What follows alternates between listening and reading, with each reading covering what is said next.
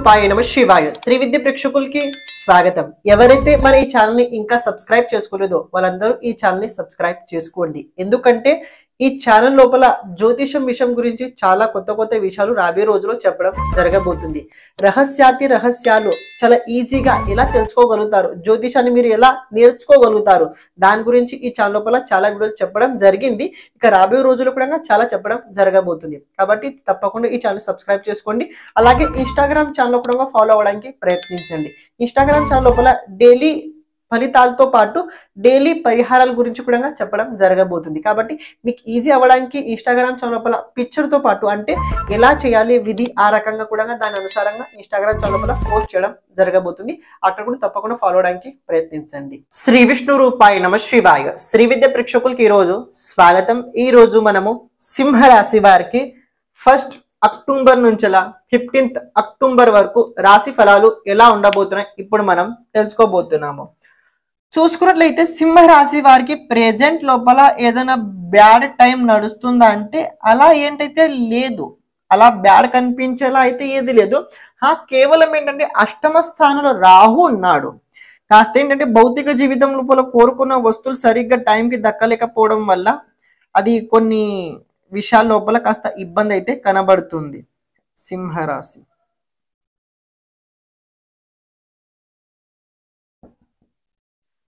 చూడండి, ఈ రాశి ఫలాలు ఏవైతే ఉన్నాయో గోచరం లోపల నడుస్తున్న గ్రహస్థితి ఆధారంగా అయితే నిర్మితం చేయడం జరిగింది.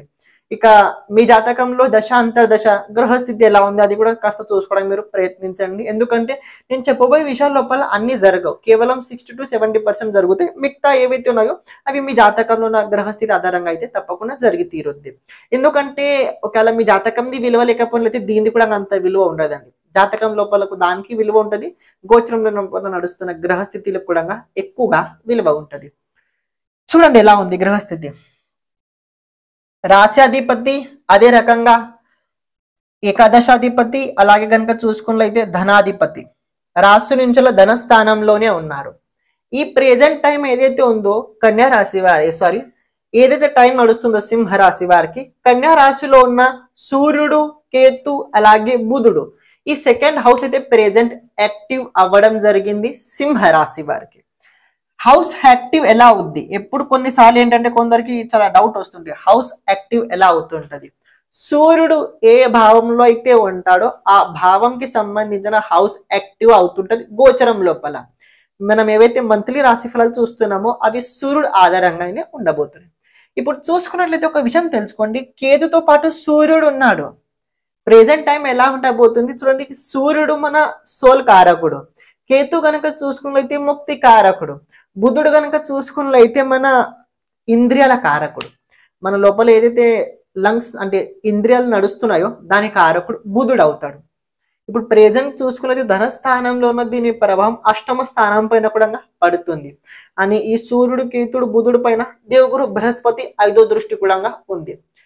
ప్రెజెంట్ టైం చూసుకున్నది సింహరాశి వారు ఎవరైనా కానివ్వండి, మీరు ఈ టైంలో ఎవరికైనా ఏదైనా అంటే అది తప్పకుండా జరిగి తీరుద్ది. ఈ ప్రెజెంట్ టైంలో మీరు ఎవరికి ఏదైనా అన్ని ఉన్నట్లయితే తప్పకుండా జరిగి తీరుద్ది. రెండో విషయం, ఏకాదశాధిపతి రాశి నుంచి ధనాధిపతి ధనస్థానంలోనే రాశాధిపతితో ఉండడం వల్ల ఆర్థిక క్షేత్రాల లోపల సింహరాశి వారికి కాస్త పాజిటివ్, కాస్త అనుకూలంగానే చెప్పుకోవచ్చు. ఇంకో విషయం, ఎవరికైతే పెళ్లి కుదరలేదో, పెళ్లి అవ్వలేదో అలాంటి వారికి కుటుంబం లోపల కాస్త పెళ్లి కుదిరే అవకాశం కూడా కనబడుతుంది. దాంతో పాటు సంతాన యోగం కూడా ప్రెజెంట్ సింహరాశి వారికి నడుస్తుంది. ఇక్కడ సంతాన యోగం సంబంధించిన విషయాలు ఎలా నేను చెప్తున్నా అది తెలుసుకోండి. రాశి నుంచి పంచమాధిపతి చూసుకున్నది దేవగురు బృహస్పతి దశమ స్థానంలో ఉన్నాడు. దశమ స్థానంలో ఉండి 5వ దృష్టితోటి ఏకాదశాధిపతి అదే రకంగా మీ రాశాధిపతిని చూడడం వల్ల కుటుంబం లోపల సంతాన యోగం అయితే నిర్మితం చేయడం జరిగింది. ఇంకో విషయం తెలుసుకోండి, ఇదే పీరియడ్ లోపల సింహరాశి వారికి కొన్ని మైనస్ కూడా ఉంటాయి. కేతు విచ్ఛేద కారకుడు. కొన్నిసార్లు ఏంటంటే కుటుంబం నుంచి దూరంగా వెళ్ళిపోవాలని అనిపిస్తుంటది. కొన్నిసార్లు కుటుంబం నుంచి చాలా దూరంగా వెళ్ళిపోవాలనిపిస్తుంటది, ఏకాంతంగా ఉండాలనిపిస్తుంటది. ఈ బాధ్యత, ఈ గొడవ, ఈ హడావిడి అస్సలు వద్దనిపిస్తుంటది. అది కేతు అలానే చేస్తూ ఉంటాడు. కేతు అలానే చేస్తుంటాడు. ఇప్పుడు కాస్త సూర్యుడు అదే రకంగా బుధుడు రావడం వల్ల చతుర్గుణ ఫలవృద్ధి అయితే బుధుడితో ఇస్తాడు.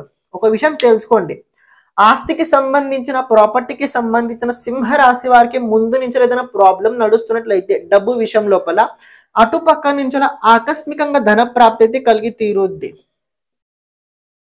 ఆకస్మికంగా ధన ప్రాప్తి కలిగి తీరుద్ది. ఆర్థిక క్షేత్రాల లోపల సింహరాశి వారికి ఆ రకంగా పాజిటివ్ అని చెప్పుకోవచ్చు.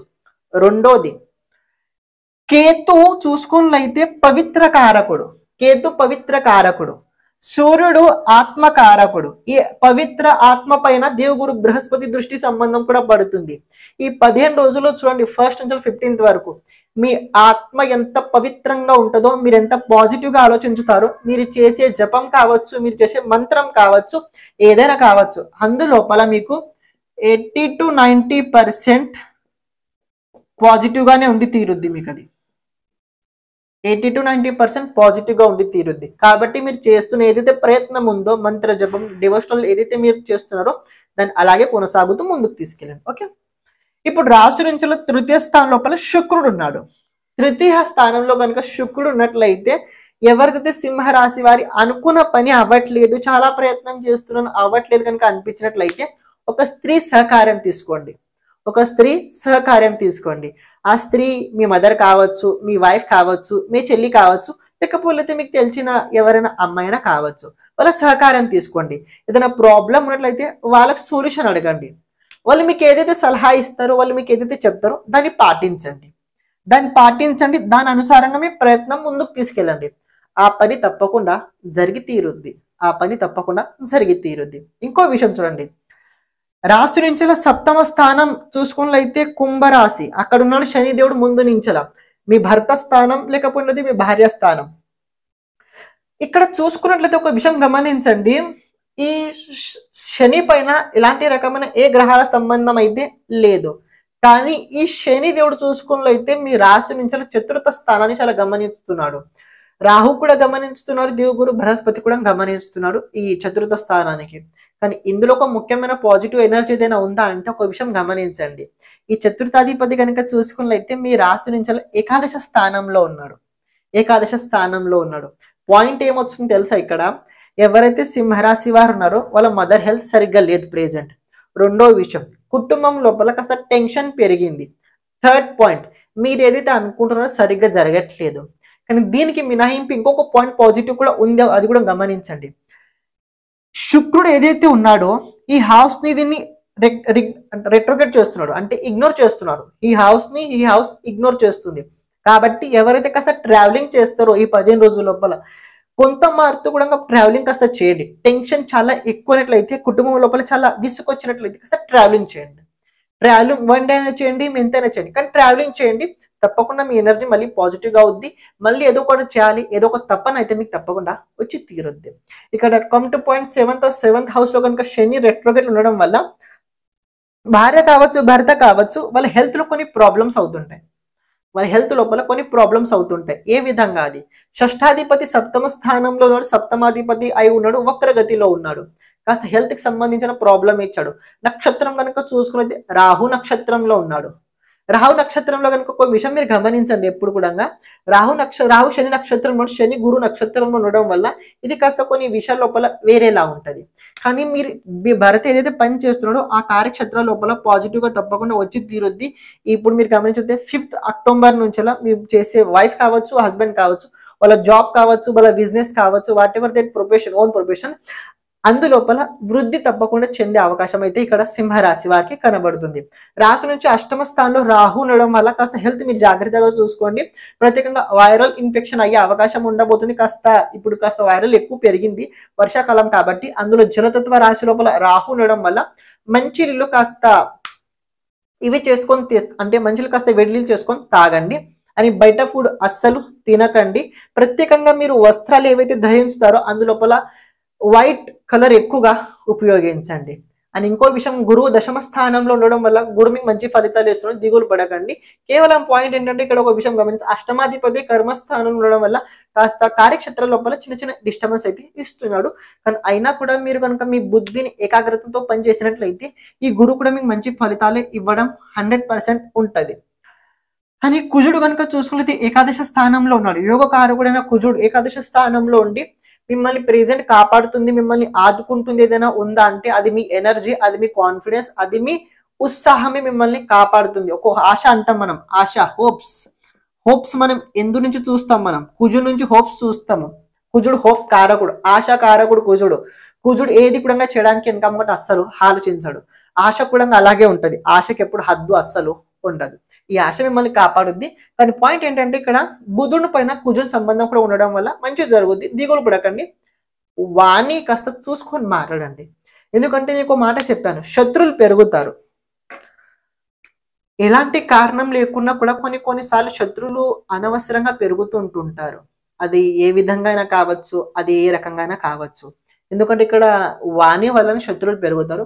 కాస్త చూసుకొని మాట్లాడండి. తొందరపాటు కాస్త ఫాస్ట్గా ఆన్సర్ ఇవ్వకండి. ఒక వ్యక్తి మీకు ప్రశ్న అడిగిన తర్వాత ఆలోచించి జవాబు చెప్పండి. అప్పటికప్పుడు మీరు ఏదైనా చెప్తే అది ఆన్సర్ నెగెటివ్ అవుద్ది. అప్పటికప్పుడు మీరు ఏదైనా చెప్తే దాని ఆన్సర్ నెగెటివ్ అవుద్ది. చూసుకొని ఆలోచించి చెప్పినట్లయితే బాగా పాజిటివ్గా ఉండి తీరుద్ది. పరిహారాలు ఏదైనా చేయాల్సిన అవసరం ఉందా అంటే చూడండి, ఇక్కడ పరిహారాలు చేయాల్సిన అవసరం ఉంది. గణపతి దుర్గా సాధన చేయండి, గణపతి దుర్గా మంత్రం జపించండి. దాన్ని మనము దుర్గేశ్వర్ మంత్రం అంటాం.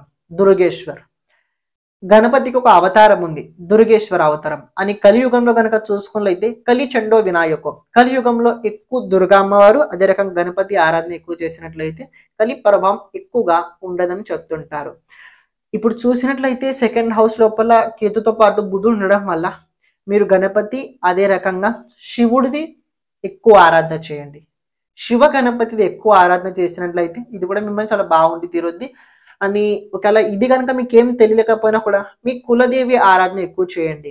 మీ కులదేవి ఎవరైతే ఉన్నారో వాళ్ళ ఆరాధన ఎక్కువ చేయండి. ఒకవేళ అది కూడా మీకు కనుక ఇది లేకపోయినట్లయితే దుర్గా అమ్మవారి 32 నామాలు జపించండి.